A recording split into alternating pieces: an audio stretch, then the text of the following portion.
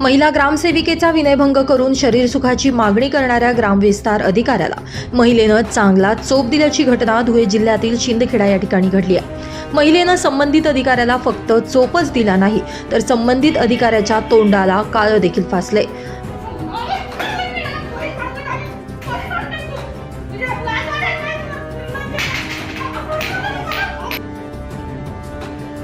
धुळे जिल्ह्यातील शिंदखेडा पंचायत समितीमध्ये कार्यरत असलेल्या ग्रामविस्तार अधिकारी SK सावकारे या ग्रामविस्तार अधिकाऱ्यातर्फे गेल्या काही दिवसांपासून महिला कर्मचारीकडे शारीरिक सुखाची मागणी करत तिचा विनयभंग केला जात असल्याची तक्रार पीडित महिलेनं वरिष्ठ अधिकाऱ्यांकडे केली होती, परंतु तक्रार करून देखील त्याची दखल घेतली जात नसल्यानं अखेर महिला कर्मचाऱ्याने थेट कार्यालयात जाऊन संबंधित ग्रामविस्तार अधिकाऱ्याला चांगला चोप दिला। यावेळी अधिकाऱ्याच्या तोंडाला काळं फासून त्याला जाब देखील विचारला।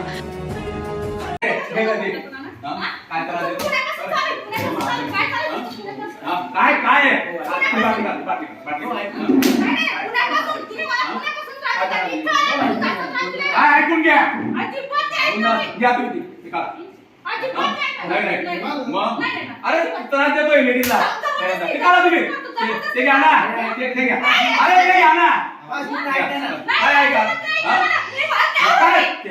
अरे ते नाही नाही कोण ऐकणार 5 मिनिटं ऐका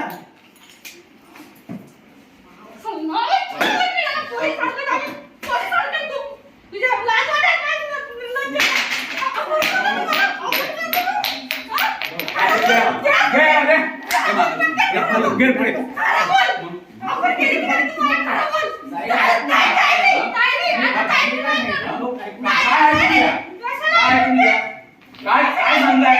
एकदा समजवलं गेलं ना एकदा समजवलं होतं ना समजवलं होतं कधी एकदा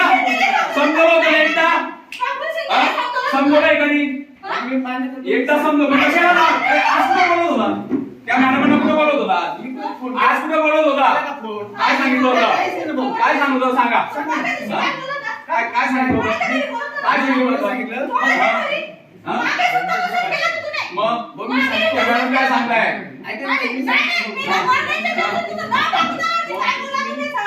माझे बिल आले सगळं कच्चे बिल आले मी त्यांना सांगितलं की हे पक्के करून आणि तिथं आता माझ्या जोडून गल्ले त्यावेळी माझ्या जोडून गल्ले यावेळी माझ्या जोडून आता गल्ले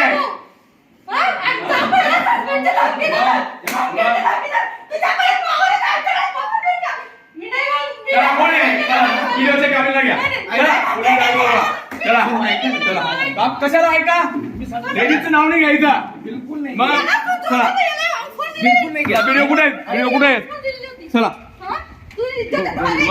अरे मॅडम काय म्हणतात मॅडम करताय मग आज पंचायत समिती शिंदखेडा या ठिकाणी ग्रामविस्तार अधिकारी SK सावकारे हे गेल्या अनेक वर्षापासून शरीर सुखाची मागणी आणि अनेक फायलींमध्ये त्रास द्यायचं काम करत होते।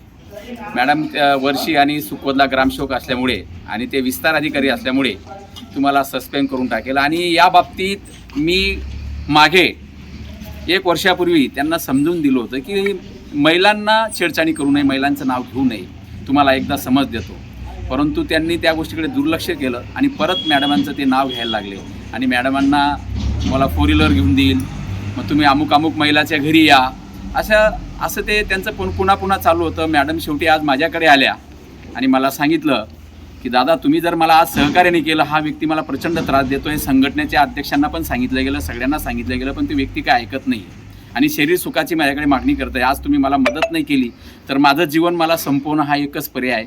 म्हणून मग मॅडमांबरोबर मी गेलो त्याला समजवण्यासाठी, परंतु त्याची जी दांडगाईशाही होती ती तशीच होती। मग त्याच्यामुळे त्याला त्या ठिकाणी मॅडमांनी थोडंसं त्याला काळं फासलं आणि त्याचा निषेध केला आणि त्याच्यानंतर त्याच्यावर आज या ठिकाणी आम्ही मॅडमांच्या सोबत फिर्याद दाखल करायला पोलीस स्टेशनला आलेलो आहेत आणि BDO साहेबांकडे पण तक्रार अर्ज दाखल केला आहे। तसं धराल की BDO साहेबांनीच शासकीय फिर्याद एक महिलाची छेडछाडी केल्याबद्दल आणि शरीर सुखाची मागणी केल्याबद्दल करायला पाहिजे होतं, पण त्यांनी ते पुढाकार घेतला नाही।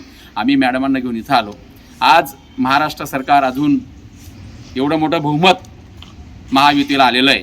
लाडक्या बहिणी, पण माझ्या या लाडक्या बहिणीची सुरक्षा हे सरकार आता पुढे पुरवेल का, या सरकारकडनं अपेक्षा करतो की अशा घटना घडणार नाही. आणि असे जे कोणीही असेल महिलेची छेडछाडी करणारा, महिलेला त्रास देणारा, त्याला कठोरात कठोर शिक्षा झाली पाहिजे. आणि त्याला योग्य ती कारवाई नाही झाली तर आम्ही आमच्या उद्धव बाळासाहेब ठाकरे शिवसेना गटाच्या वतीने आम्ही आंदोलन करणार. यावेळी या पीडित महिलेने ठाकरे गट शिवसेनेच्या पदाधिकाऱ्यांची मदतही घेतली.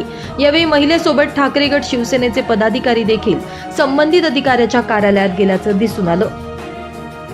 ब्युरो रिपोर्ट, माझा Maharashtra news, Shindkheda.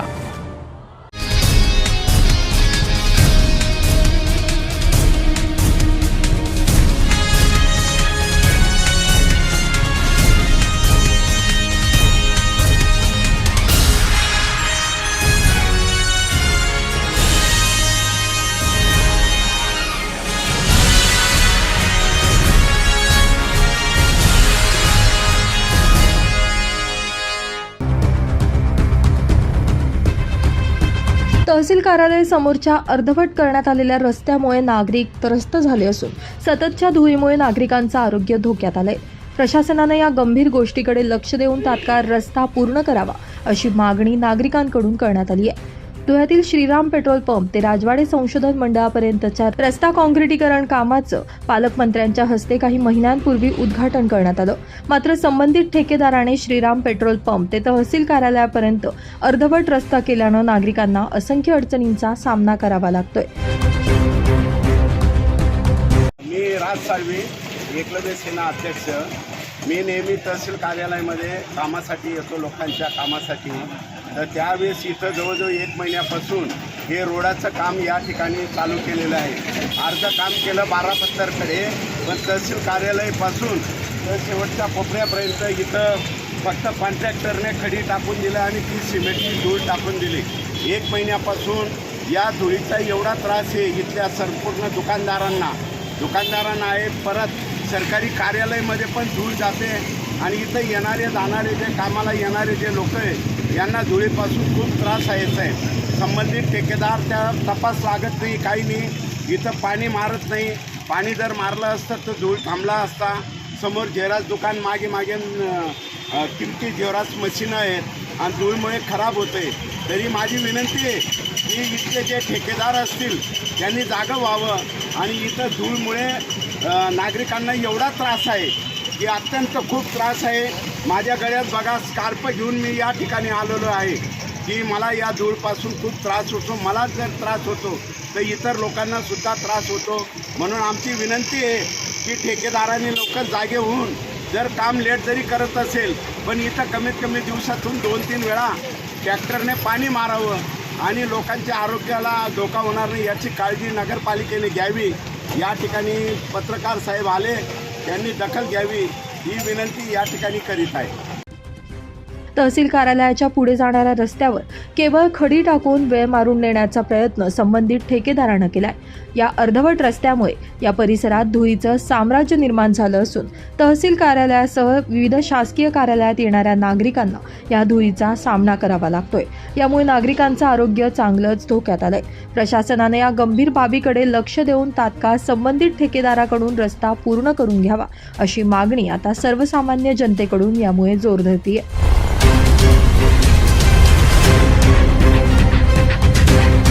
Bureau report, माझा महाराष्ट्र न्यूज, धुळे.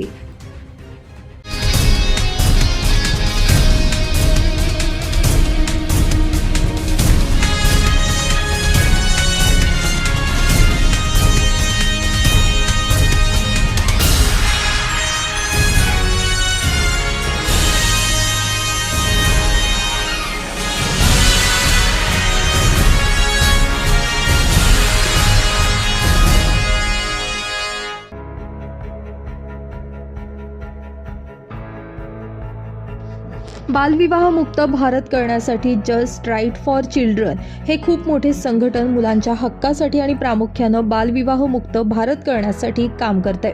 या संघटनेचा एक भाग म्हणून धुळे जिल्ह्यात सप्तशृंगी बहुउद्देशीय महिला संस्था देखील कार्यरत आहे.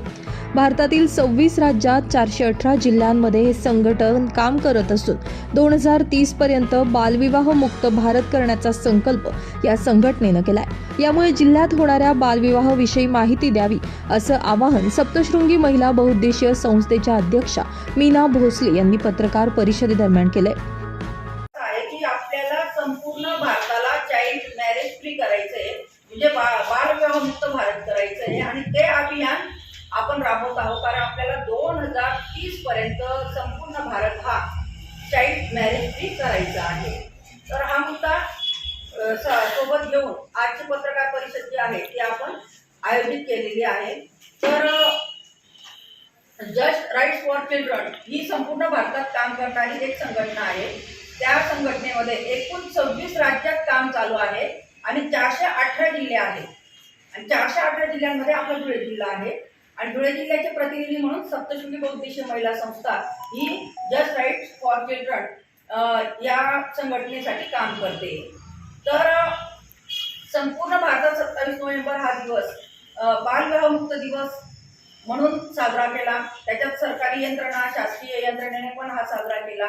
महिला बाल विकास मंत्रालयाने सुरू केलेल्या या मोहिमेची सुरुवात जस्ट राईटने करून दिलेली आहे। म्हणजे आज आपण बघतो की 18 नोव्हेंबरला एवढे पूर्ण भारतभर खूप कार्यक्रम झाले, सर्व डिपार्टमेंट सहभागी झाले, पण याची खरी सुरुवात जर केली असेल तर जस्ट राईट फॉर चिल्ड्रन यांनी केलेली आहे आणि त्याचा पाठपुरावा करत करत भारत सरकारने 27 नोव्हेंबर हा दिवस बालविवाह मुक्त दिवस असा डिक्लेअर केलेला आहे आणि तो आपल्या धुळ्यात पण काल साजरा करण्यात आलेला आहे। आता तुम्हाला सगळ्यांना वाटत असेल की धुळ्यामध्ये बालविवाह शून्य करण्याची काय गरज आहे किंवा भारताला चाइल्ड मॅरेज फ्री का करायचंय? कारण एखाद्या मुलाचा किंवा एखाद्या मुलीचा बालविवाह होतो तेव्हा बालविवाह होताना सर्वात मोठं त्याचं शारीरिक मानसिक जे आहे नुकसान होतं। म्हणजे थोडक्यात बघा, 18 वर्षाच्या आतील कोणत्याही मुलीचं लग्न झालं तर साहजिकच तो बलात्कारच म्हटलं जाईल ना, कारण तिचं लैंगिक शोषण सुरू झालं वयाच्या आधी, तर तो एक गुन्हा झाला। त्या मुलीचं इतक्या कमी वयामध्ये लग्न झालं, तिचं लैंगिक शोषण झालं, पुढे तिच्यावर जबाबदारी आल्यानंतर ती म्हणजे सर्व आजारांच्या वेगवेगळ्या आजारांची बळी पडू शकते। सर्वात महत्त्वाचं बालविवाह झाला, तिथले शिक्षण थांबून जातं, पुढे शिक्षण होत नाही, मग शिक्षण नाही म्हणून पुढे त्यांना नोकरी किंवा इतर गोष्टींना अडथळा येतो। अशा पद्धतीने सर्व आपण जर विचार केला तर बालविवाह हा राष्ट्रविकासातला सर्वात मोठा अडथळा आहे। कारण आरोग्य धोक्यात आलं, शिक्षण संपून गेलं, नंतर हे तर आहे, अजून परत बालविवाहाचं मूळ काय आहे? गरिबी। एखाद्या आईवडिलांची आर्थिक परिस्थिती नसते आणि मग साहजिक ते काय करतात, मुलीचं कमी वयात लग्न करून टाकतात। दुसरं, ऊसतोडीला गेले किंवा स्थलांतरित झाले, कोणत्या महिला बाल विकासचा एक व्यक्ती, ग्रामसेवक, तलाठी, अशी पूर्ण टीम, चाइल्डलाईन अशी पूर्ण एक टीम असते, तेव्हा बालविवाह थांबवायला जातो आणि कायदेशीर बाबीमध्ये शासन सर्व आपल्या सोबतच असतं। म्हणून शासन जागृत आहे, शासन मदत करतं आणि शासनाने मदत केली नसती तर बालविवाह थांबवण्यासारखा कठीण जो प्रकार आहे तो आम्ही सक्सेसफुल करू शकलो नसतो।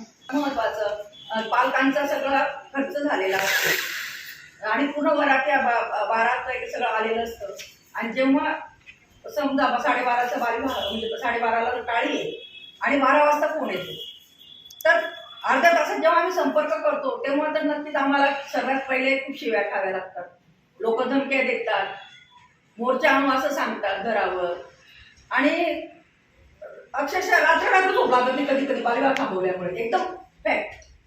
त्याच्यामुळे हे काही सोपं काम नाहीये आणि जेव्हा आपण एखादा इश्यू घेऊन काम करतो तर लोकांचा तेवढा पॉझिटिव्ह ॲटिट्यूड असेल असं नाही। म्हणजे ज्या गोष्टी आम्ही केल्याच नाही त्यांचे पण आरोप होतात,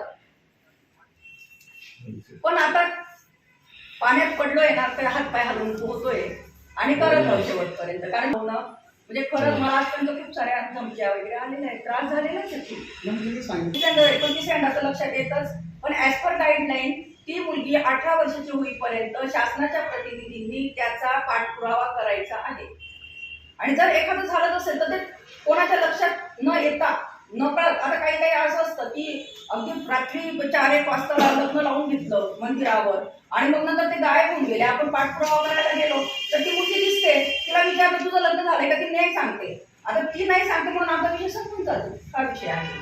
पण असं नाहीये की बालविवाह हे अगदी म्हणजे आपण कारवाई सुद्धा केलेली आहे, पोलीस केस केलेले आहेत, कोर्टात केसेस चालू आहे महिला बालविकास मार्फत बालविवाहाच्या. म्हणून असं नाही, आपण जिथे कारवाईची गरज आहे तिथे कारवाई केलेली आहे. कारण बालविवाह प्रतिबंधक कायदा असं म्हणतो की मुलीचं वय, लग्नाचं वय 18 वर्ष असेल, मुलाचं 21 पेक्षा कमी असेल, मुलीचं 18 पेक्षा कमी असेल, तर त्या लग्नात जर आई वडिलांनी सपोर्ट केला नाही किंवा नातेवाईकांनी सपोर्ट केला नाही, तर त्याच्यामध्ये पूर्णपणे कायद्यात लिहिलेलं आहे की त्या लग्नामध्ये जे नातेवाईक आहेत, अगदी बँकवाला, फोटोग्राफर, ब्राह्मण, आई वडील सगळ्यांवर गुन्हा दाखल करायचा असा कायदा आहे.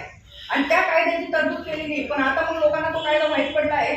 लोक आता मग काय म्हणतात की पोलिसात तुम्ही जाऊ नका, ते आम्ही पत्र बाल कल्याण समितीसमोर प्रत्येक केस जाते, आई वडिलांची काउन्सिलिंग केली जाते आणि मग त्यांच्याकडून लिखित स्वरूपात घेऊन घेतलं जातं की माझी मुलगी 18 वर्षाची होईपर्यंत किंवा मुलगा 21 वर्षाचा होईपर्यंत आम्ही कोणत्याही प्रकारचं त्याचं लग्न लावून देणार नाही. म्हणून जर त्यांनी लग्न लावून दिलं तर त्या स्टेटमेंटच्या आधारावर त्यांच्यावर केस ही होऊ शकते.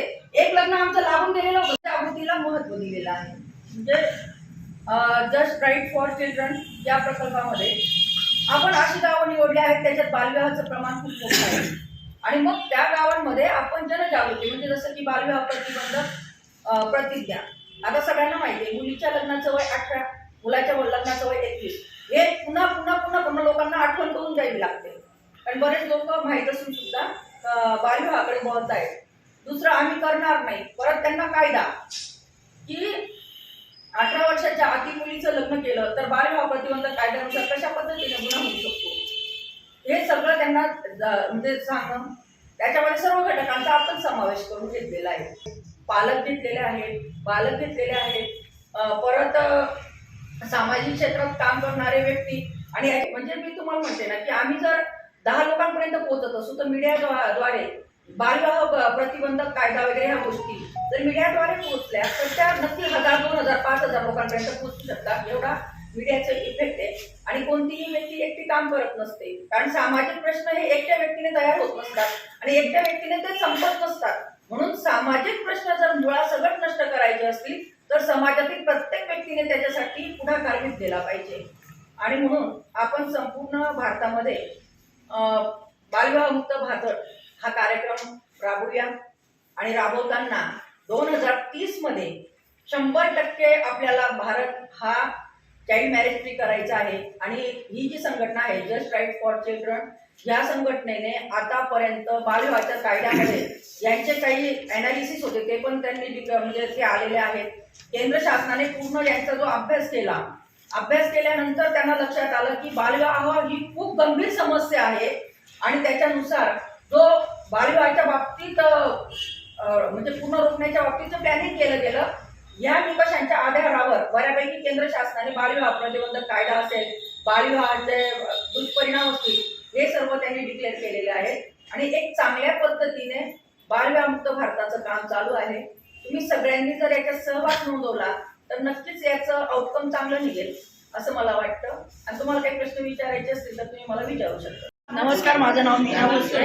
मी सप्तशृंगी बौद्धिशा महिला संस्थेची अध्यक्ष आहे. तर सप्तशृंगी महिला संस्था जी आहे त्याच्यात आज आपण बालविवाहमुक्त भारत अभियान राबवत आहे. तर त्या अभियानाचा नेमका उद्देश काय आहे यासाठी आपण प्रेस घेतलेली आहे. संपूर्ण भारतामध्ये बालविवाहाचं प्रमाण हे खूप मोठं आहे आणि त्यासाठी जस्ट राईट फॉर चिल्ड्रन ही संस्था भारत लेवलला काम करते आहे.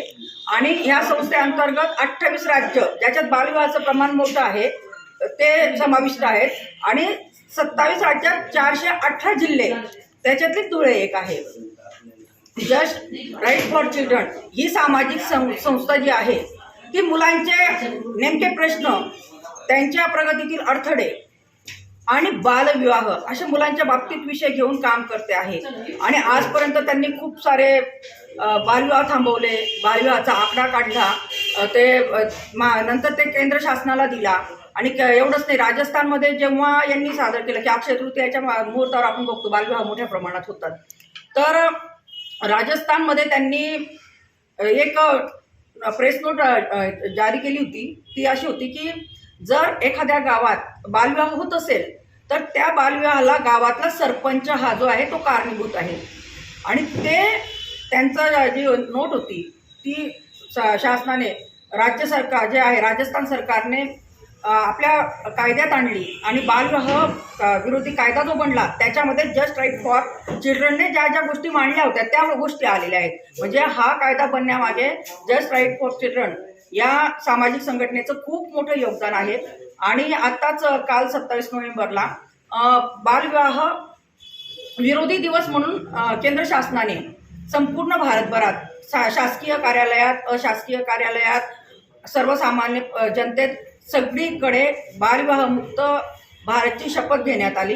आणि याचं श्रेय जे जातं ते सुद्धा जस्ट राईट फॉर चिल्ड्रन या संघटनेला जातं. आणि या संघटनेचे आम्ही प्रतिनिधी म्हणून काम करत आहोत. तुम्हाला सगळ्यांना एक विनंती आहे, समाजातील प्रत्येक घटकाने बालविवाहमुक्त भारत करण्यासाठी प्रयत्न केले तरच आपला जिल्हा, आपलं राज्य, आपला देश बालविवाहमुक्त होईल.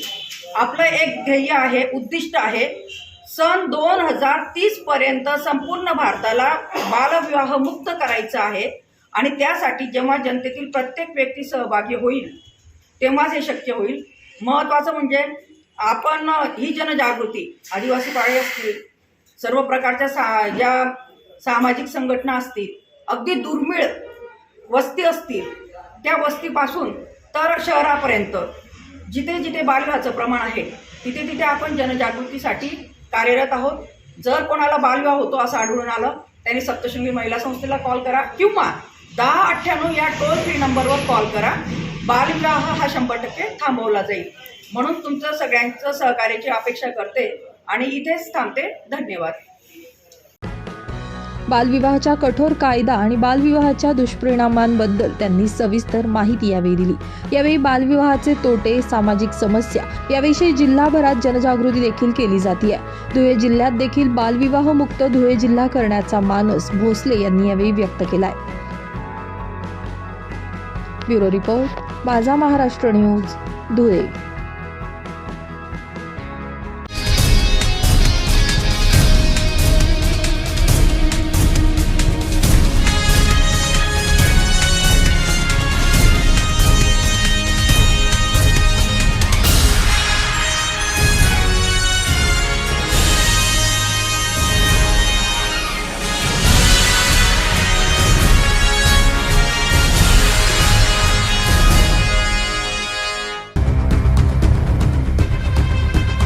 देशातल्या विविध प्रकारच्या घटनांमुळे देशातील वातावरण चांगलंच तापलंय.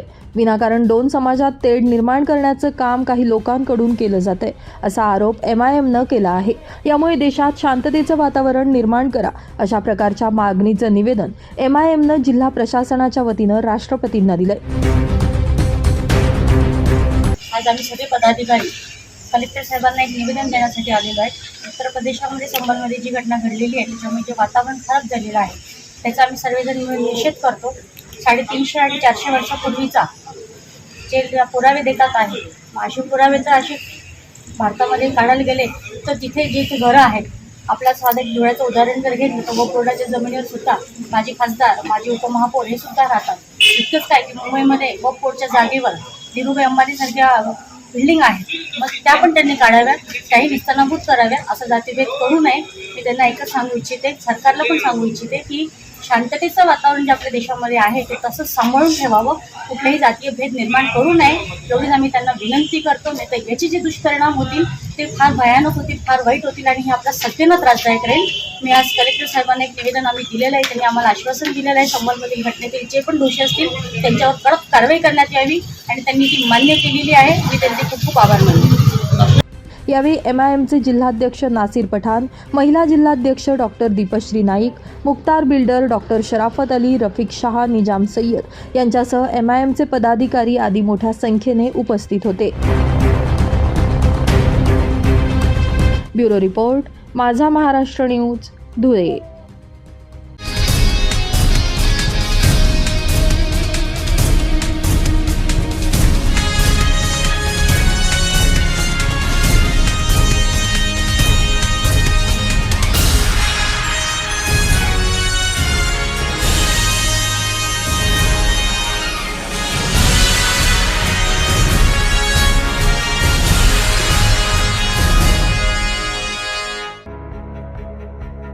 हिंदू हृदय सम्राट व दिवंगत शिवसेना प्रमुख बाळासाहेब ठाकरे यांचा स्मृतिदिनानिमित्त युवा सेनेच्या वतीनं भगवा चौक या ठिकाणी रक्तदान शिबिराचं आयोजन करण्यात आलं होतं. या रक्तदान शिबिरामध्ये 102 रक्तदात्यांनी रक्तदान करत सहभाग नोंदवला. पंकज गोरे यांच्या माध्यमातून आयोजित करण्यात आलेल्या रक्तदान शिबिराचा सर्व स्तरातून कौतुक केलं जाते. हिंदू हृदय सम्राट शिवसेना प्रमुख वंदनीय बाळासाहेब ठाकरे यांच्या स्मृतिदिनाचे औचित्य साधले. दरवर्षीप्रमाणे शिवसेना उद्धव बाळासाहेब ठाकरे पक्ष कार्यालय भगवा चौक येथे रक्तदान शिबिराचे आयोजन करण्यात आले. त्यामध्ये मोठ्या प्रमाणात धुळेकर बंधू भगिनींनी रक्तदानात सहभाग नोंदवला आणि आपण बघितले रक्तदान हे कार्य महान आहे. शिवसेनाच्या जन्मापासून रक्तदान कार्यक्रमात अग्रगण्य असलेली हा शिवसेना पक्ष असतो. त्याच पावलावर पाऊल ठेवून आम्ही रक्तदान कार्यक्रम हा घेतलेला आहे. यावेळी युवा सेना महाराष्ट्र सहसचिव पंकज गोरे, नंदकुमार गोरे, प्रवीण मुर्तडक, आप्पा वडांगे, बाळू पाटील, मनोज गवळी, स्वप्नील सोनवणे, जयवंत गोरे, भावेश अहिरराव यांच्यासह पदाधिकारी मोठ्या संख्येने उपस्थित होते. ब्युरो रिपोर्ट, माझा महाराष्ट्र न्यूज, धुळे.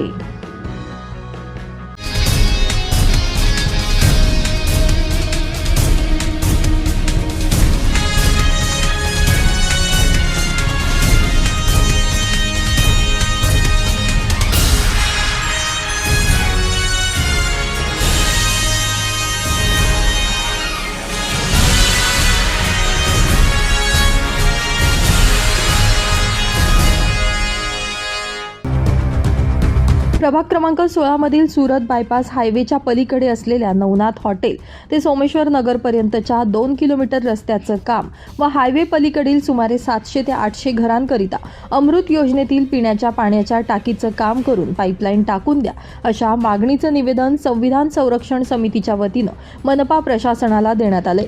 प्रशासनाच्या वतीनं देखील सकारात्मक उत्तर देत काम करून दिलं जाईल असं आश्वासन देण्यात आलं. सामाजिक कार्यकर्ता माझ्यासोबत धुळे बायपास सुरत साक्री रस्ता जो टोलनाका आहे त्याच्या पलीकडचा प्रभाग क्रमांक 16 परिसरचे नवनाथ नगर, लगडे नगर, सोमेश्वर नगर, जलसिंचन कॉलनी असे हरिओम नगर, भीमसृष्टी असे जवळपास 700 ते 800 घरांचा परिसर आहे. हा परिसर धुळे शहर मतदारसंघात नसून ग्रामीणमध्ये आणि महानगरपालिका हद्दीमध्ये नगरसेवकला महानगरपालिका हद्दीत या दुविधेमुळे ह्या जवळजवळ 700 ते 800 घरांच्या परिसरांना नागरी सुविधा शून्य. नगरपालिकेची परमिशन घेऊन बेटरमेंट चार्ज घेऊन घरांचे बांधकाम केलेले आहेत. कर नियमित भरतात, पण इथं रस्ते, गटार, पाणी, वीज ह्या अत्यावश्यक सेवा बिलकुलच नाहीत. या संदर्भात मागील महासभेमध्ये वेळोवेळी पाठपुरावा केला. अनेक अनुभय्यापासून तर महासभेचे स्थायी समिती सभापतीपर्यंत सगळ्यांना भेटून पाठपुरावा केला, परंतु आमच्या समस्या काही सुटल्या नाहीत. म्हणून एप्रिल महिन्यामध्ये आम्ही जवळपास 70 महिला पुरुषांनी माननीय आयुक्त अमिता दगडे पाटील साहेब जे आता मुख्य प्रशासक यांना आमच्या समस्या मांडल्या, तर त्यांनी आमच्या रस्ते आणि गटार या 2 समस्या मंजूर केल्या. अमृत योजनेमधून पाण्याची टाकी व पाईपलाईन मंजूर केलेली. तसेच 79 लाख रुपयाचा डांबरी रस्ता नवनाथ हॉटेल तर नकाने तलावपर्यंत मंजूर केलेला आहे, परंतु अद्यापपर्यंत काम सुरू केलेलं नाही. आणि जर नगरपालिकेत परत महासभा स्थापन झाली तर परत आम्हाला असेच पुढचे 5 वर्ष जातील. म्हणून आम्ही माननीय आयुक्त मुख्य प्रशासक यांना विनंती करायला आलो की आम्हाला अत्यावश्यक नागरी सुविधा तरी द्या आणि जे झालेले कामं मंजूर आहे ते तात्काळ मंजूर करा. यासाठी या ठिकाणचे आम्ही शासकीय, निमशासकीय अधिकारी, कर्मचारी, निवृत्त असे आम्ही या ठिकाणी माननीय आयुक्त मॅडम यांना निवेदन देण्यासाठी आलेलो होतो. यावेळी संविधान संरक्षण समितीचे हरिश्चंद्र लोंढे, मनोज माळी, राजेंद्र सोनवणे, कुणाल खैरनार यांच्यासह नागरिक मोठ्या संख्येने उपस्थित होते.